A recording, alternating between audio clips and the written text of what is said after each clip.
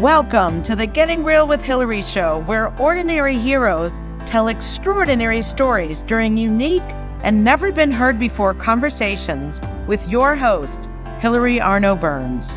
Hilary's unique listening and way of asking questions results in conversations that aren't usually talked about, so you can create the life that you really want but are afraid you can't really have. We are demonstrating the greatness and the human spirit in creating a world where we all reclaim our birthright of joy, happiness, purpose, and passion. Now, here's your host, Hilary Arno Burns. Welcome to the Getting Real with Hilary show, and today we have a very special guest.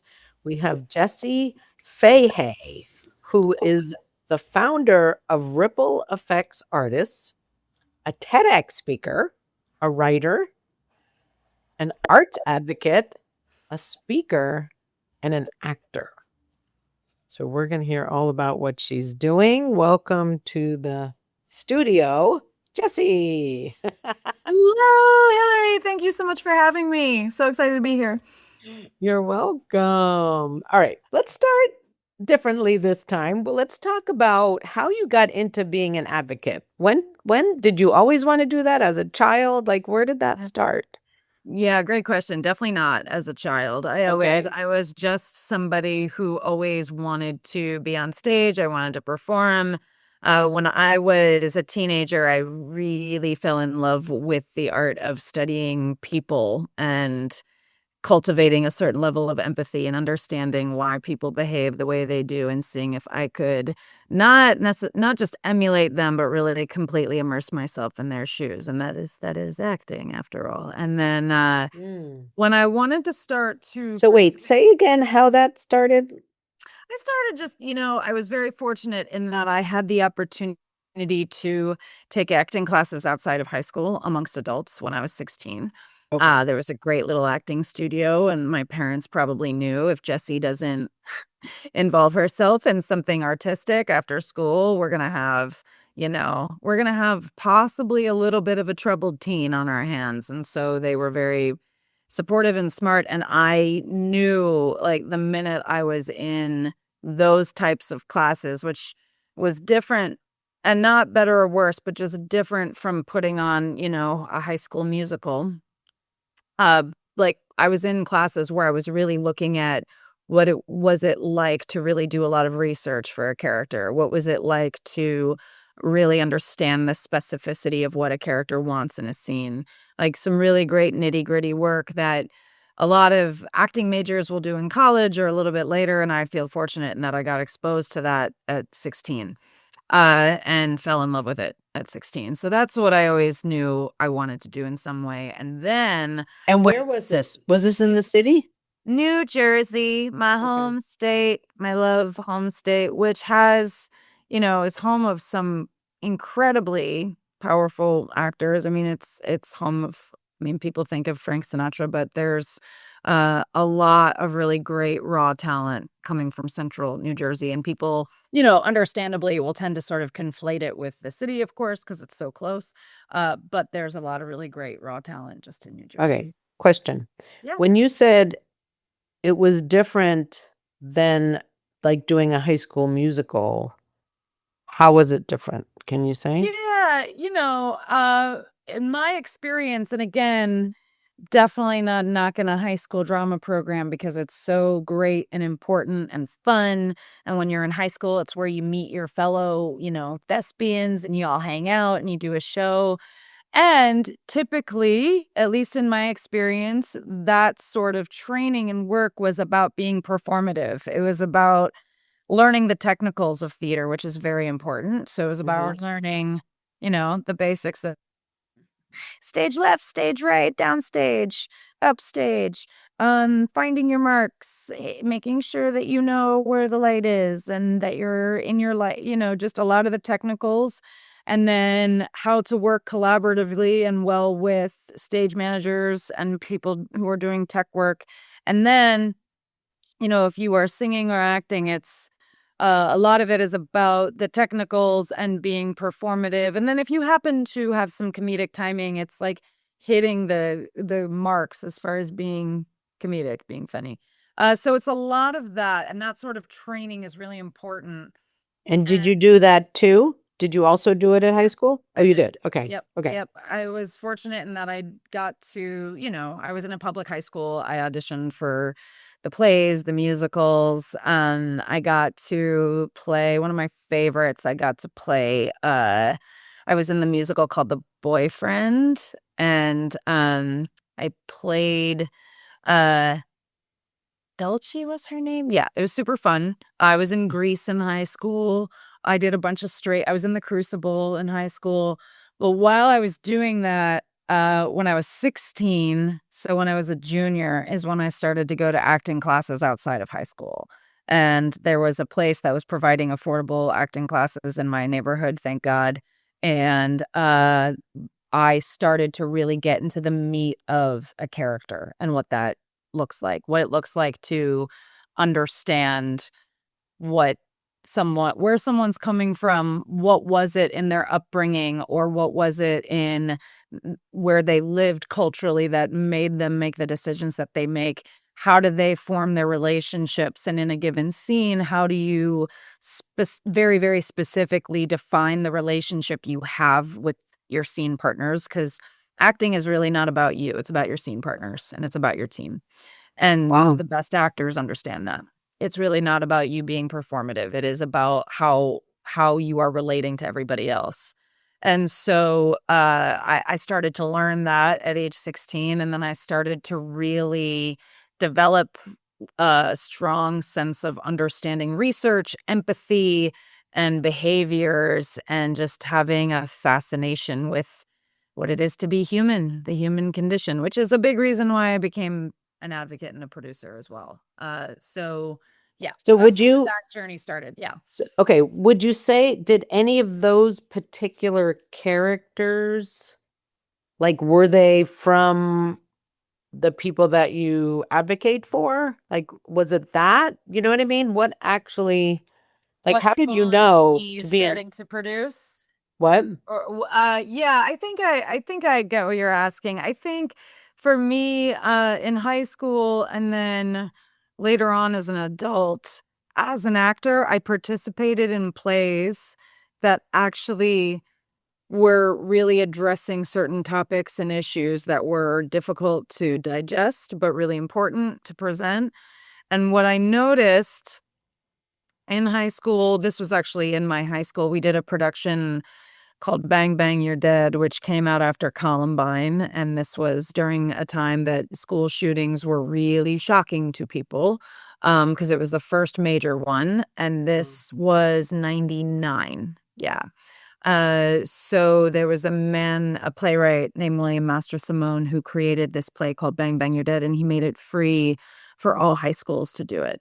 And it didn't, what was great about students acting it, like he made it a requirement for students to be the performers in it, was that it didn't take the case that, that one side was better than the other. And the best theater is going to do that. The best theater is not going to try to prove a point.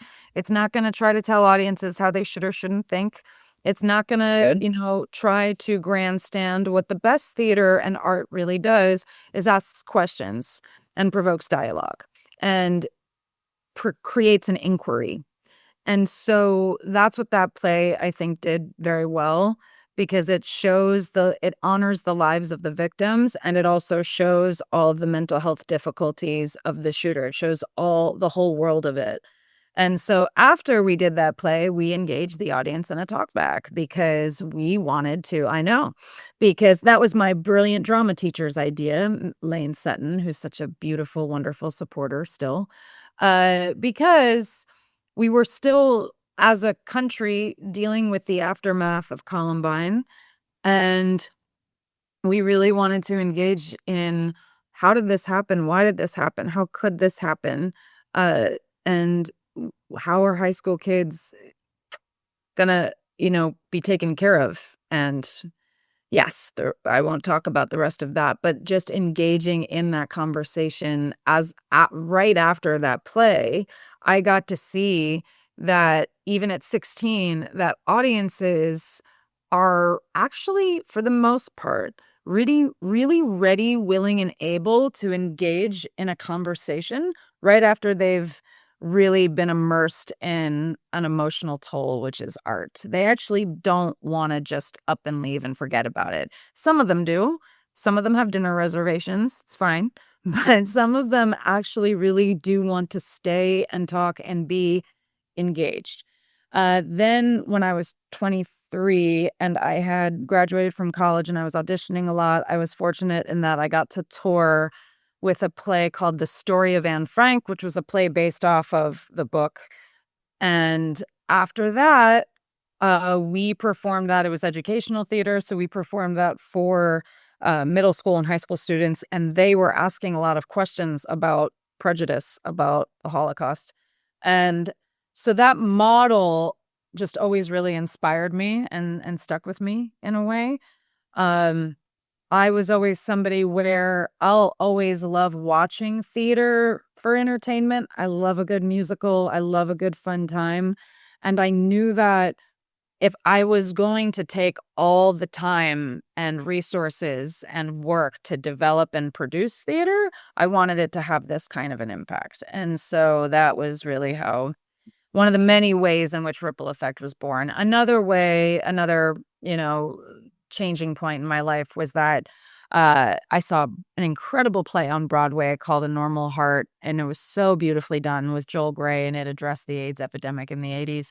And I remember, there wasn't a dry eye in the audience. It was so moving and impactful.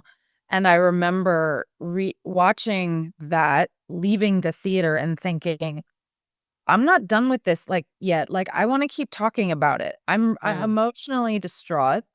I'm completely wrecked, and I want to know how I can make a difference here. How can I give money somewhere? Can I volunteer somewhere? Can I support somewhere? Can we talk about, all the politicians that were involved in shutting this down, which was this movement to make sure that people were taken care of during that time. And so I remember thinking you know what? I don't think most of the people in that audience were ready to leave that world yet. If they went out and got coffee and cake or whatever, they were probably still very much in it because it takes such an emotional toll. And so yeah. So I created a model where we have talkback conversations with advocacy groups and human rights leaders after all of our shows, and their work will correlate with the theme of the shows that we address. And we still don't tell audiences what to do, how to think, what they should believe, but instead, and we don't take a political stance either, but instead we just say, if this is something that moves you, here's where you can make a difference. Here's where you can participate in that topic or in that issue. And we found that 5% of our audience members take action in the moment, which might not sound like a lot, but I did talk about this in the TEDx talk. But if we think about the amount of people who see Broadway shows, which is over 2 million people every year, and that's just Broadway. So that doesn't include regional and touring shows. So imagine 5% of millions actually taking an action that they would not have taken otherwise. If what we did, all we did was at the end of presenting this art, which we were going to present anyway, if all we did was just had a little brief conversation. Our talkbacks are not long, they're 20 minutes, but have a brief conversation with human rights leaders or with anybody addressing that topic, and then give people a pathway to make an impact or make a difference. That's a model that I want across the world. Wow. Long answer. No, but it's so interesting that you experienced it in high school and then again on the road with Anne Frank, and then when was that? When I was on the road with I am the Heart. That was 2008, and then I saw A Normal Heart on Broadway. I think that was 2010 or 2011. It's been on Broadway several times, but yeah. And then you started your ripple effect. You said 15 years, so that's So I came up with the concept in 2009, and I was still, Okay. so technically we're at 17 years. I can't believe it. Yeah. But I was still kind of tinkering with what exactly would it look like? How on earth are we going to fundraise? Do I make this an official 501c3 or not? Like, I was still kind of like, shuffling ideas around. Yeah. What made a huge difference was having a partner named Jessica Jennings. And I'm so grateful to her and her service and her partnership over the years. But forming a team and forming a partnership was, as soon as possible, was the way in which this could become an entity and not just like me trying to do a thing. Because if I'm left alone, it would have changed my mind too many times. I would have thought this is too hard. I would have crawled into bed and cried plenty of times. But forming a partnership, it was like, oh, okay, now I'm accountable to a team and to actual other people who are also invested in this as a mission. So I can't act the way that Jessie wants to act all the times. So it really, How did you find Jessica? Where did you find her? Yeah, so great question. So we became incorporated in 2013. So we've been incorporated as a 501c3 for 13 years. Where did you meet her? How'd you meet her? Yeah. Funny story. Two kind of funny stories. So I did a course, a personal development course at a place called Landmark, and there's an advanced course version where there's a lot of looking at how it is you might want to form yourself as a leader in the world and what you want to cause in the world. And I was in an inquiry about that. So I had just gotten back from tour as an actor doing Anne Frank. And, as an actor, most of your jobs are short term. I mean, that's not the case for every actor, but for most of them, your jobs are short term. And so then when you're finished, you're just sort of like, and you're in your 20s, it's like, what now? And do I want to keep doing this? And do I like this instability? And is this instability worth it? And do I just keep auditioning? I don't know if that's what I want to keep doing. So I was definitely in this, what do I do with my life now space? And I had friends who said, you should take this course. And I just said, okay. And so, you had already done when did you do the forum? I did the Landmark Forum in 2009. So that was Labor Day 2009. Okay. And then I did the advanced course a month after that. And so I realized in 2009, which is why I say Ripple Effect started in 2009, is because that was the moment that I knew I wanted to create a theater company that made a difference and that had an impact. And then I met Jessica in that course, which was so serendipitous because her father runs a theater building in Midtown, and I had actually auditioned for him before. And she and I met in that course, and I said, oh my gosh, I've auditioned for your dad before. And so we had a great conversation, and she was really, she's just so extraordinary in so many ways. But she's not only been an actor or director herself, but she also was so resourceful when it came to all things fundraising and how you form a board of directors and how you form a 501c3, like all these things I had to learn to make this a real thing. So that's how we met. So we actually had sort of, and I mean, the theater world of New York is all very closely knit. Like everybody's kind of 2 degrees of separation apart. 2 degrees. So it's a little shocking. It's a little weird, but yeah, I was just at an event for the New York Women in Film last night. And yeah, I ran into a couple of people who I'd met before. And then I met people who knew people at different theaters, and it's all a very kind of close-knit community. So, so it's not a major surprise that I knew her father, even I did that course with her, but it was perfect that we met during that course. Yeah. So what was when I did, I did the advanced course in 92. Okay. And we created a possibility. So mine was, who I am is the possibility of inspiring people to live the lives they've always dreamed of. Beautiful. What was, did you do one? What was yours? Yes, and oh my gosh, I won't remember. Let me think. It was something like who I am is the possibility of being empowering. That's what it was.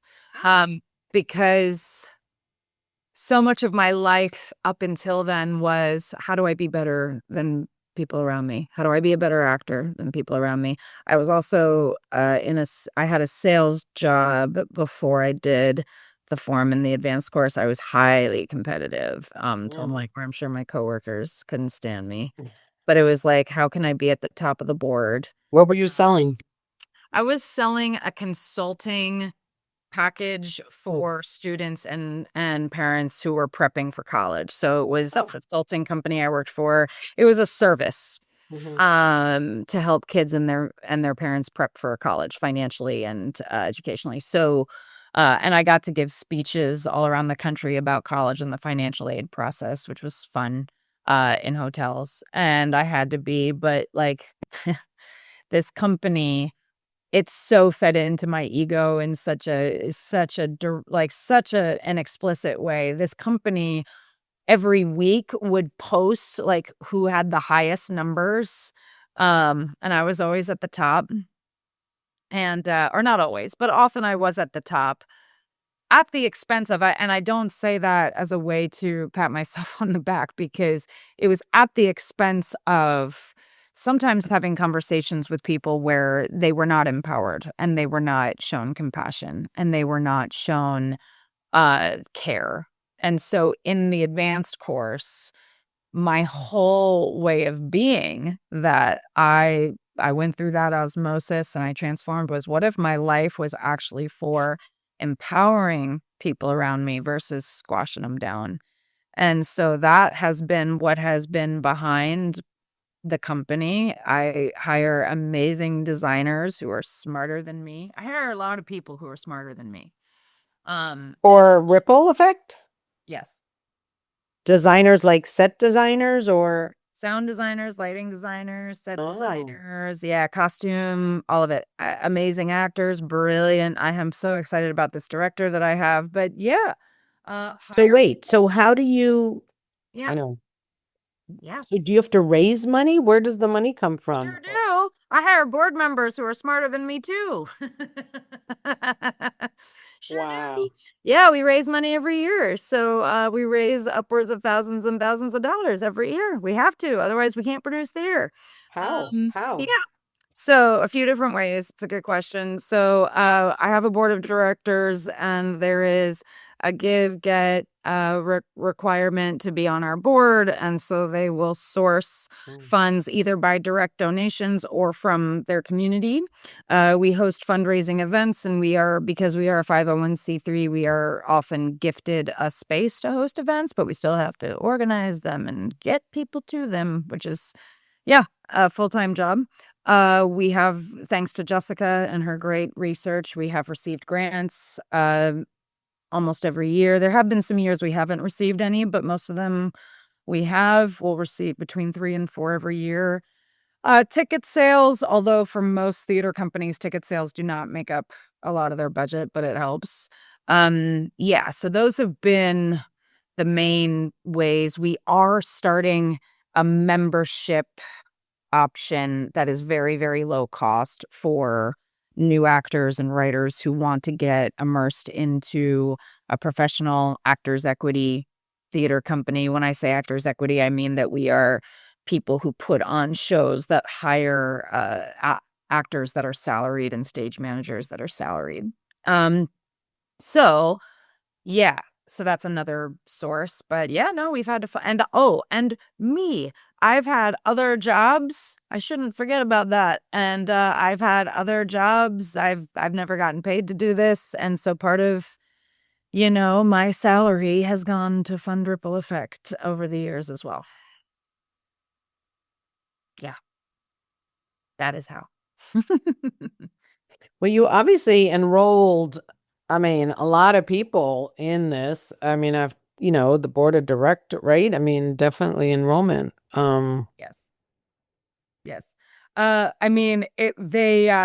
board seat is typically 2 years, although we don't have limits on that. But, I haven't had the same Jessica and Cindy, who is my mom, who is my best friend, have been there since the very beginning. But everybody else, it's been, an average between 1 and 3 years.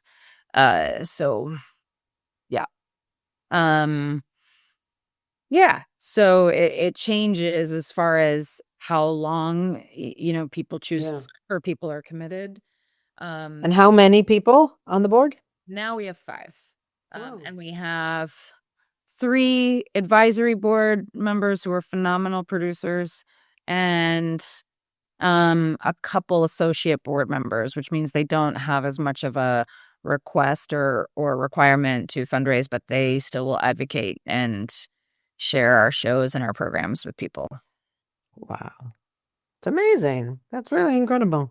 Thank you. Okay. So do you want to talk about the show and what it is about and what would be the topic after? I'm curious. Yeah. So every year we've taken on different topics. This year we're looking at immigration because it is a very pervasive topic in our country now. And interestingly, we chose to take on that topic in the last summer, before we had a series of events take place over the winter. And then who writes? Is it a show that you develop, or is it an existing someone writes it? Yeah, we shop for plays. So we find plays that are already written and licensed, and we will pay royalties on these plays. There are great theater companies out there that exist in order to develop new work, and that's wonderful, and that's not what we do. What we do is we find licensed work that is already a fixed product as far as the play, and then we produce that play. This play is called Building the Wall. It was written by a Tony-nominated and Pulitzer Prize-winning writer, which is exciting. Yeah, his name's Robert Schenken, brilliant writer, and I've seen a few email exchanges with him and the publishing house, and he's very kind. So this play, there's a term in theater called two-hander, but it's a 2-person play. And the premise is that there's a man who is on death row because of atrocities that he has committed in detention centers. And it was written in 2016, and it was written as a dystopian play. And in my view, it's not so dystopian anymore, but the dystopian premise is that he has committed mass murder in detention centers, and that's why he's on death row. And there's a woman who's a historian and a professor who is coming to interview him to try to understand why he committed the acts that he committed. So it's a really detailed look at authoritarianism. It's a really detailed look at what happens when people are just following orders. Why did we have the Nuremberg trials? Right? And it's a look. So he wasn't an individual who just decided to go on a shooting rampage. Correct. Yeah, no, there were orders. Yeah. Oh. Very important distinction. Yeah. And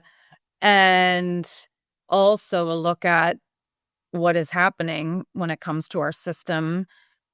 And I mean, we won't go down a political route, but what I will say is that we've had more losses in detention centers, death tolls in detention centers since 2004. We also have more human beings in detention centers than we did over 25 years ago. And we've lost 2 people on the street that we know of. So there is a system at play here. There's also detention centers being built at a very exponential pace across the country. And that is where slave labor will be initiated.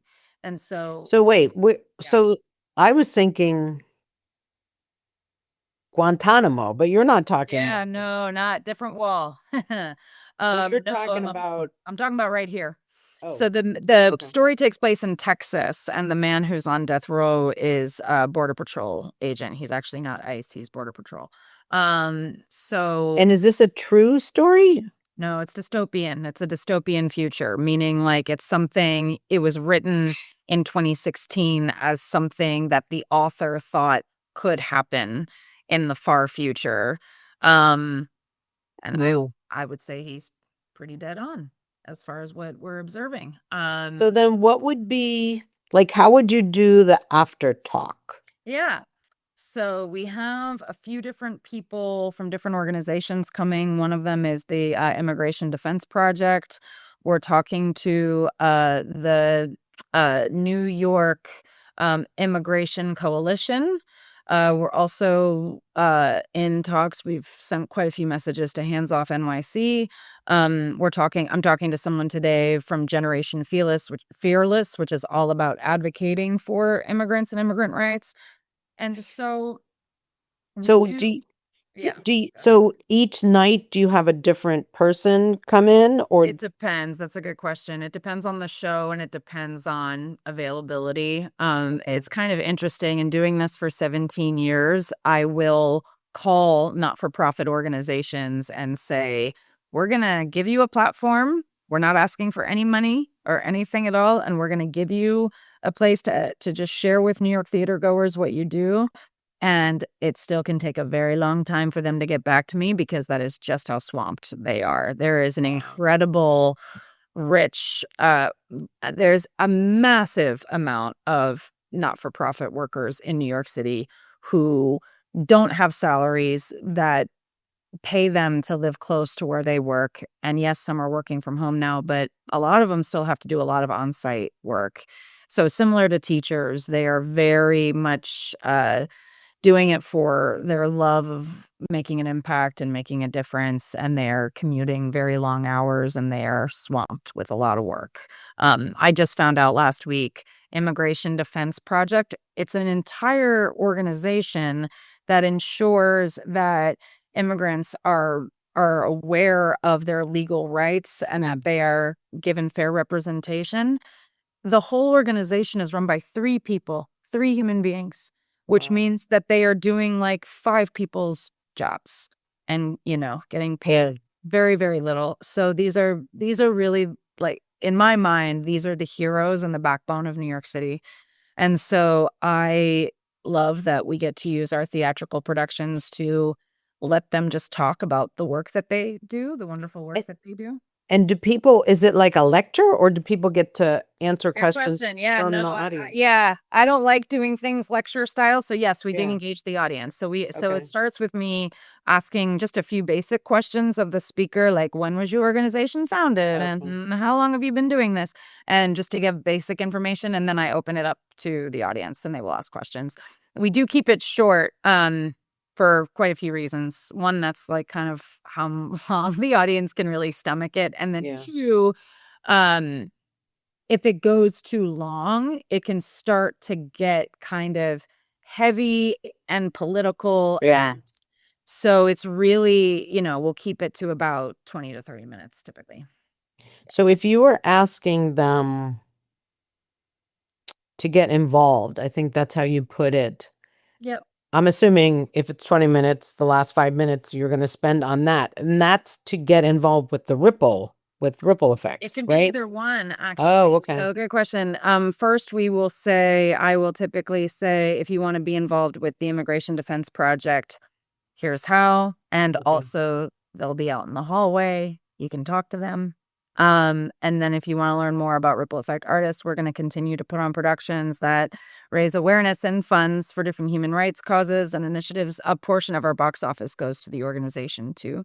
And I've been saying that tagline for so long.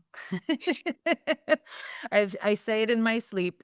That a portion goes to the organization? That we are an organization that raises awareness and that uses theater to raise awareness and funds for different human rights initiatives and causes. It's in my sleep. Wow. Like a record. Wow. I'm trying not to sound boring saying it because I've said it like no, not at all. Times.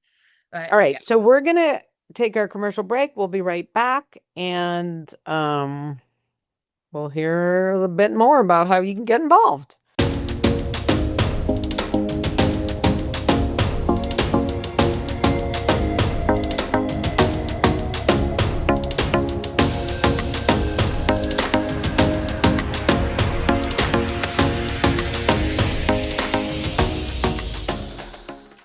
What if school could be a place where every child feels safe to be themselves? Right now, kids are growing up in a complicated world. They're learning how to listen, how to care, and how to find their voice. Kokori's daily digital calendar of research-backed lessons helps children build confidence, empathy, and resilience through joyful play-based learning. When children feel connected and supported, they don't just learn more, they grow into kinder, braver humans. Kokori, helping kids grow together. Hey, it's Hilary from the Getting Real with Hilary show. Life can be messy, raw, and real. And sometimes we're afraid to feel vulnerable. We're afraid to be that real self. Well, that's exactly what the Getting Real with Hilary show and Getting Real movement is all about. Being our true selves. Every week, I bring you stories of transformation, authenticity, and hope. People getting real with their struggles, their faith, and their breakthroughs. So don't miss a thing. Subscribe to my weekly newsletter today. You'll get stories, links to everything new, and how to create a life you love every week directly to your inbox. You can also find my books on Amazon. My courageous and riveting memoir, The Second Piece of French Toast, in case you feel stuck in your life and want to get inspired. How I came out about my no sex life in my marriage, and my second book, Real Talk. That one will get you speaking up in ways you've been too afraid to do so, and really creating amazing freedom. And my third book, How to Stop Fixing Yourself and Start Having Fun, the name is called Your Bullshit is Your Blessing. Find links to everything and subscribe to my YouTube channel, Getting Real with Hilary, and you'll find the links in the header. So, visit. And you can also visit gettingrealwithhilary.com because the real you is worth it and wants to come out. Hey friends, it's Hilary, and I want to share something that genuinely shifted how I see modern and contemporary art, and honestly, how I see the world. If you've ever felt like modern or contemporary art just wasn't for you, like you were supposed to understand it before you could enjoy it, you're not alone. And that's exactly what Robin Jameson turns upside down. Through innovative tours, talks, trainings, and educational programs, Robin doesn't explain art or tell you what to think. She guides you into actually experiencing it, personally, directly, and in a way that is powerful, moving, and even life-altering. She's also the author of The Magic of Modern Art, How to Love Modern and Contemporary Art. And what she shows people is this: you already have an innate affinity for all types of art. Through Robin's work, you are awakened to more than just a new, confident, and joyful relationship with art. You begin to see everything with fresh eyes, feeling more curious, open, and alive in the world. If you're looking to create a powerful, memorable experience for yourself, museum, organization, or community, visit magicofmodernart.com. or email Robin, ROBYN, at magicofmodernart.com and discover what's possible when art and life truly come alive.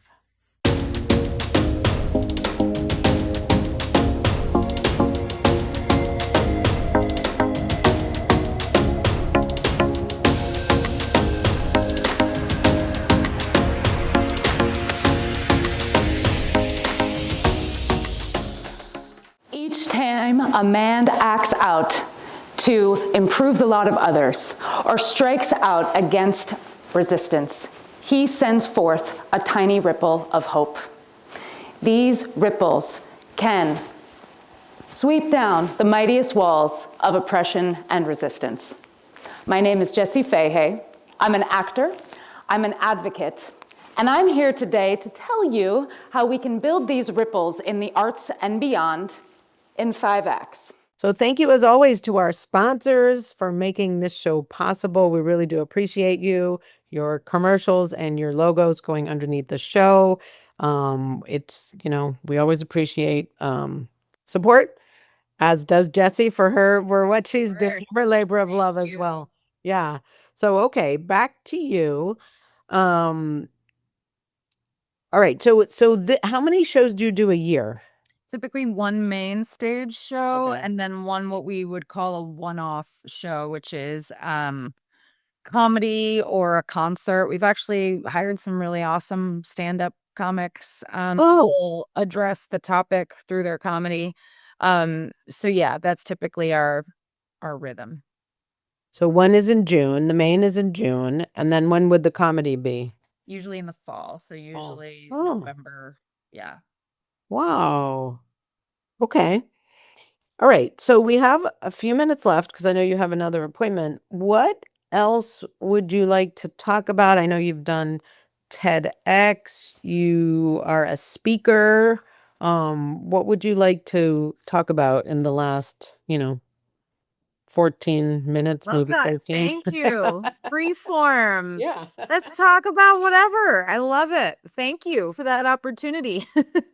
I mean, I will say, just a little shameless plug, I do give 20 to half hour long talks. I conduct workshops on, I've learned a lot about organizational culture just by virtue of doing this, by running a board of directors, running a team of theater designers and actors and people with a lot of a passion and a lot of opinions.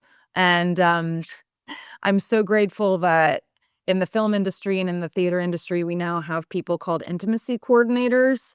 That's a recent development, like post-COVID. And it's not, yeah, I know. It's so fascinating. I was talking to one last night. It's not In a company, they have this? Yes, so they're individual practitioners, like they're 1099, like freelance workers. Okay.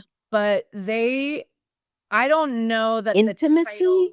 They actually use I don't love the title of what they do. I don't know that the title. That sounds a little I know. sexual. Yeah. Okay. I get it. That's what I thought when I first heard the title. But then when I actually Me Too movement. Right. yeah, well, that actually,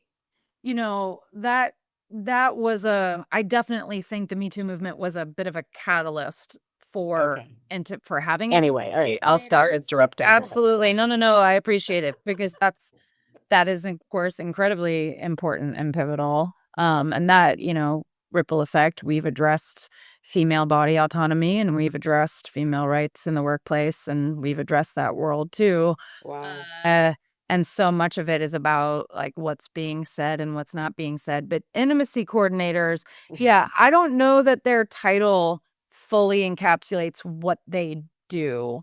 And whoever thought of the title, it's probably like, I guess, a sexy enough title that like people want to learn about what they do. But what they really do is they make sure that all boundaries are really honored on set and on stage, which could mean sexual boundaries or like a sexual scene. But it also looks like if you are in a fight scene, how do we make sure that everybody's space is honored and boundaries are honored? And then for me as a producer, the buck stops with me. And so if there are people who might undermine the company publicly in front of actors or might, for lack of a better term, sort of step out of line and try to make decisions that are not their decisions to make. Most companies have an HR.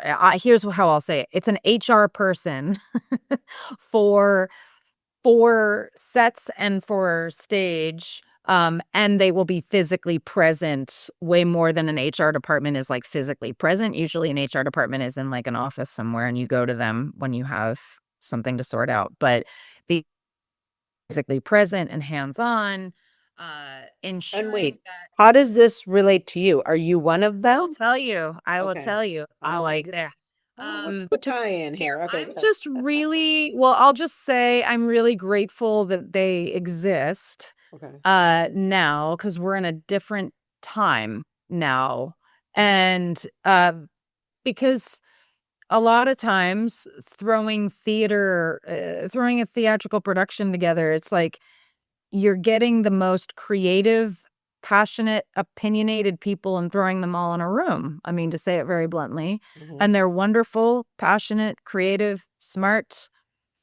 And are we ensuring that all boundaries are honored? Are we ensuring that all people are being heard respectfully? Like, how are we, managing that? And we had no way of managing that in the arts. We had no facilitators. And so now we have that. So I say all that to say, for me specifically, I learned so many lessons also through more leadership work at Landmark. I learned so many lessons around what actually has the inner workings of a company really work and work well. How to make sure that everybody is using their strengths and their weaknesses, and not like weaknesses like a problem, but like how is everybody gravitating towards their most, heightened sense of productivity together. So yeah, I give talks and workshops on that. And I am, I'm really interested in now, and this is what theater provides. This is what Landmark provided. This is what so many thought leaders provide. It's what TED provides, is more spaces and opportunities where people are physically together in a room. I think post-COVID, people became we've all become so accustomed to Zoom, and I'm grateful for Zoom. It provides a lot of accessibility. And how can we start to really emphasize how important it is for who we are as human beings? Because who we are as human beings are people who want to connect. We want to be connected to each other. And there's so much happening where there are certain systems that are taking over right now. And I think it is coming because of a lack of people feeling connected to each other physically in a physical room, witnessing each other's humanity. That's what theater is. That's what happens at Landmark. That's what TED Talks are. And that's I what you want speak. more of that. That's what you speak about, Absolutely. Yeah. is how to do that. So who would you speak to about Well, that? so for organizations, just any sort of corporate company or not for profit even, and looking at how people can be heard, but how to ensure that people are listening with the most responsibility. So yeah, that's who I would talk to about that. And to do keynotes in colleges. I just spoke at the New York Ethical Society this week, which was super fun. I would give keynotes about arts and advocacy, or about how to create arts movements and ripple effects in the arts. Cool. Okay. So if people wanted to find you, hire you, I know we're gonna have the link to the show so they can get tickets in the show notes. Yeah. How would they find you to hire you? What's the best Sure. way? It can be through just the Ripple Effect website. You can just contact me directly through the contact section. So it's rippleeffectartists.com. Okay. Okay. And Ripple is RIPPLEE, two E's in the middle, FFECT, artists.com. Okay. And they can contact you. Okay, great. And I think because you have to leave early, we're going to show your TED Talk to make up the time. So you can send me that link. And if you want to hear Jessie's TEDx, you can hear all about artists and advocacy. And what would you like to leave people with? Ooh, great question. I said this weekend. There's no greater access to peace than action. So with whatever people are looking at or facing now, what are actions we can take? And not that I want people to be busier. Well, how can we take the most intentional actions to making an impact in your community, in your neighbors, with your family and the world at large. So just take a look at that and see plays and movies. All right. Any plays and movies that you recommend? Oh my God. So many. That could be a whole other episode. Yeah. Oh my gosh. I mean, my favorite, oh, it's so hard, but my favorite show on Broadway right now is Ragtime. Okay. So yes, you all must run to Lincoln Center and see that show. It's always been one of my favorite musicals anyway, just as far as the music goes, but it just takes such a beautiful look at race in the early 20th century, immigration in the early 20th century, people coming together, people being divisive, just the whole world of it, with just the most beautiful music. So that's the one on Broadway that I really love. I'm watching The Handmaid's Tale on Hulu, which is like, it's a lot. I need to take breaks. But it's so well done. That's the reason I need to take breaks, is because it's so well done. But that's an example of a dystopian future. But it asks the question, like, just how dystopian is it? Where are we headed? And I think art that asks that question, Building the Wall asks the question, like, where are we headed? It doesn't tell people where we're headed, but let's ask the question of, like, where are we going with this sort of behavior? And I think that's a very important and pivotal question to keep asking. And I see art asking that question in a very effective and powerful way. Great. And if your vision was fulfilled, how would we be in the next 5 years? How would the world be? Gosh, what a great question. I love that. How would we be? So, in the next 5 years, every major play, regional production house across the country, and more films, and especially documentaries, would have talkbacks afterwards. Like, let's have some reflection. Let's have some conversation. Talkbacks and an ask. And that's, I say this in my TEDx talk, but what art is missing is an ask. Like, you've already done all the inspiration. You've done so much work. You've inspired people. You've moved people. You've gotten people to cry.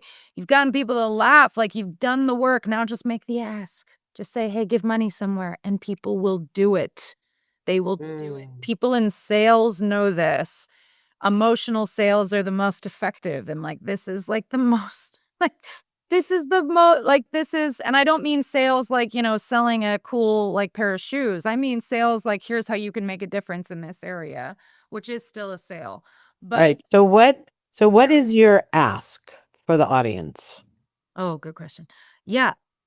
Start to, when you are already involved or immersed in any sort of art everywhere, if you're a viewer, if you're a patron, whatever it is, don't let that conversation disappear. Whatever happened to you emotionally, physically, take that out into action and inspire others to do the same, and start to organize talkbacks.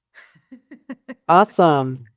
Thank you so much. What beautiful questions. Thank you. Yeah, thank you for being here, and thank you for inspiring all of us. Thank you for having me. It was so great. So fun. Thank you, Hilary. Thank you for watching this episode. I started getting real with Hilary when I discovered that I was a people-pleasing, pleasant phony and wanted to be more of my real self.